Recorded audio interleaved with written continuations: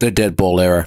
I stumbled upon a slideshow yesterday that caught my eye. It was a comparison of Luka Doncic in his first 41 playoff games to LeBron James in his first 41. And I'm not even gonna lie, Luka has the advantage, statistically at least. Points are higher, assists are higher, he's slightly more efficient. On paper, everything looks skewed in favor of Luka, the newer player. And this isn't the debut of this phenomenon. Consistently, yearly, we see a statistical comparison of a newer player to a guy in the 2000s. And we do see that the base numbers tend to favor the new kid. Thankfully, NBA fans aren't dumb enough to fall for those tricks, as especially when play or statistics in the 2000s is involved, they usually mention the famous dead ball era, a time period around the 2000s where scoring and pace were significantly lower than they are today, causing offensive numbers in the 2000s to be significantly lower than the numbers of the 2020s. The era was tougher, sturdier, grittier, more physical, hard-nosed, and wait.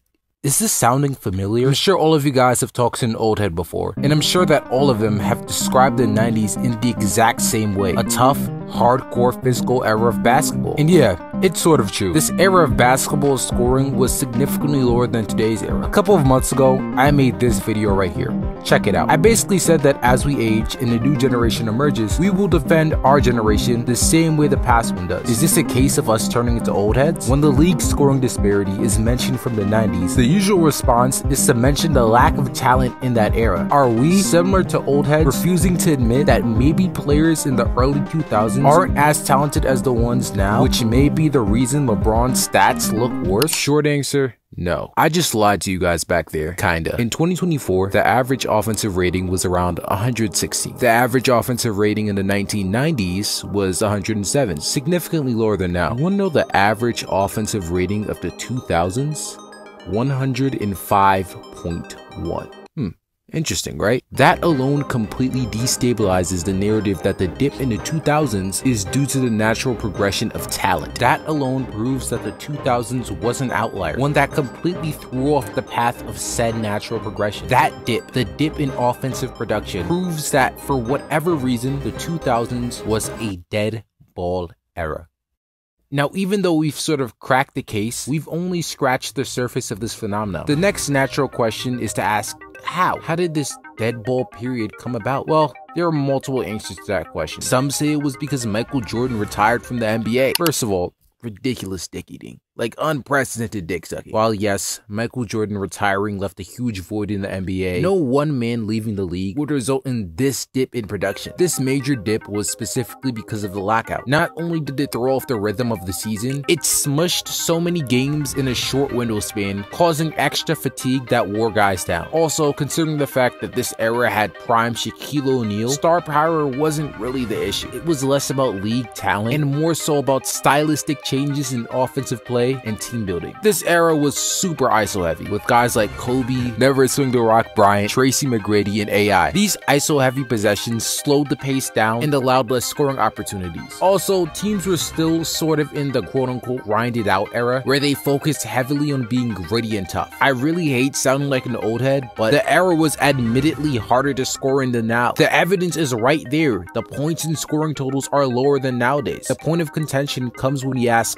why? Depending on who you ask, or more so the age of who you ask, you may be hit with various different answers. Old heads may tell you, oh yeah man, they just don't make them like that anymore. They're just not built the same. While younger fans may tell you straight up that the NBA wasn't as talented as they are right now. That brings up the question, which one is right? Both. Both of them are right, in more ways than one.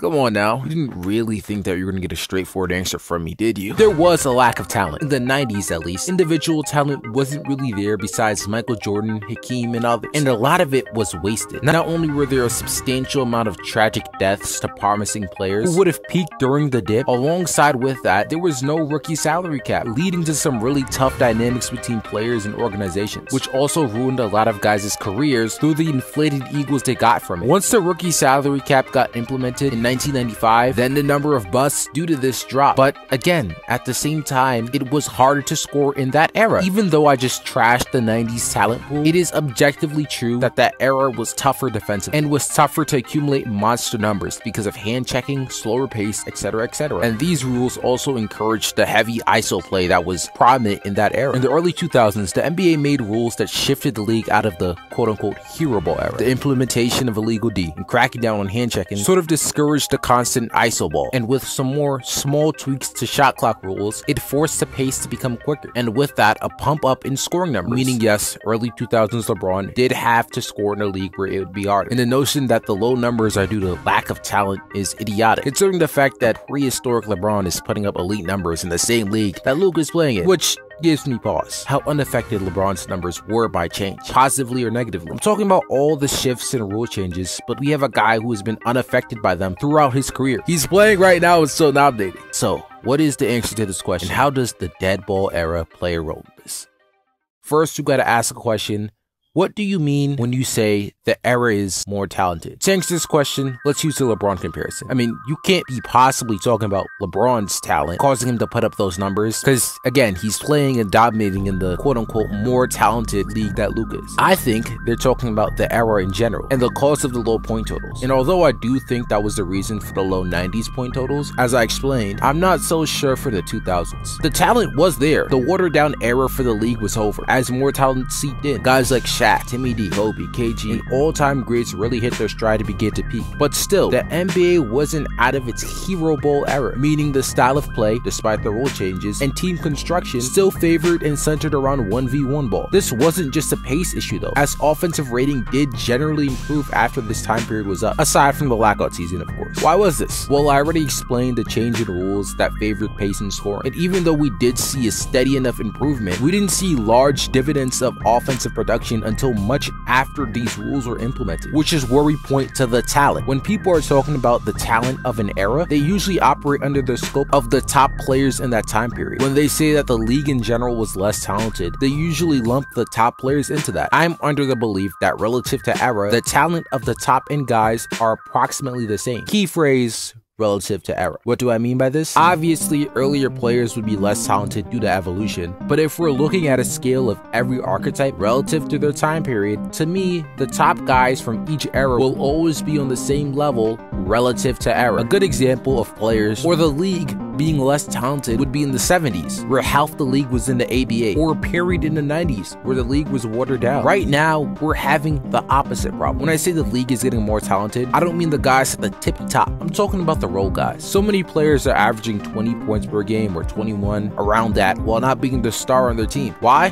Well, multiple reasons. I'll get into the first one. The role guys are simply becoming more talented. In the NBA, there's a lot more guys that can score off the dribble. The natural progression and innovation isn't directly and automatically making the top guys uber talented. It's more so affecting the guys a tier under them. There's so many bucket guys in the league, guys that can score 20, it's almost like there's a surplus of them. These are also guys that grew up watching the ISO ball era, and that era heavily influencing their style of play. It's not just the uptick in evolution of skill. There's also the evolution of scheme. I saw something interesting when I went down this rabbit hole. I saw a stat that said the 2024 Jazz have a higher offensive rating than the 2018 Warriors. Does this mean that the Jazz have a better offense than the Warriors? No, don't be stupid. I guess you could say that it's just evolution. Look at it this way. You remember all those rules I mentioned earlier in the vid? The ones that strongly discourage hero ball that the league has relied on for over a decade? Well, offenses had to adjust schematically, especially when zone was implemented league-wide, and the Warriors were one of the early versions of the Renaissance, the three-point Renaissance. Having guys who could shoot directly combated the zone, and other teams just built on that theory. Now, it's also fair to mention that the pace quickened due to the 14-second shot clock rule implemented in like 2018, which does boost up offensive rating. But overall, all these improvements, advancements in the offense is due to one reason: evolution. Simple as that. We have more three-point shooters in today's game, everyone's stretched out, and finding new ways to maximize offensive production. And as time passes and we shift through eras, it will happen more, but not the way you guys think. A lot of people think, or a lot of people assume, this offensive output will persist. In 20 years, guys will score 500 points a game. And I don't know, maybe that'll happen. Players are more skilled and coaches are getting more and more savvy with the schemes they pull up to adjust to this era. But I don't know. I have a feeling things will mellow out over time. The NBA loves balance. A lot of people have this conception that the NBA will die for offensive production, but really what they want is both parties to be at their best. But when players are so offensively skilled, since the game has been catered to that, coaches are implementing new ways to improve. I know for a fact that Silver will ensure to make small tweaks to tip the skills back to an even standpoint, just like they did in 2001. Right now, the NBA is posed for exponential offensive growth. The way the rules are set up, the way it's marketed, the way the rosters are constructed, it puts the offensive end in position to skyrocket. Ever since the bunch of rules were shifted to promote pace, and once offensive and defensive teams adjusted, it was always posed for that. Not because the league is quote-unquote soft, but because the rules were posed to promote offense. But as the tide shifts, and as we're seeing it now, Adam Silver year after year is working diligently to make this shift and slowly but surely turn the tide. I'd honestly say that the dead ball era was just a product of that. A product of that shift, product of that change. Humans adapt, humans change, humans evolve. These dips, shifts, changes are not only proof of that, but it's proof of how outside factors could impact it.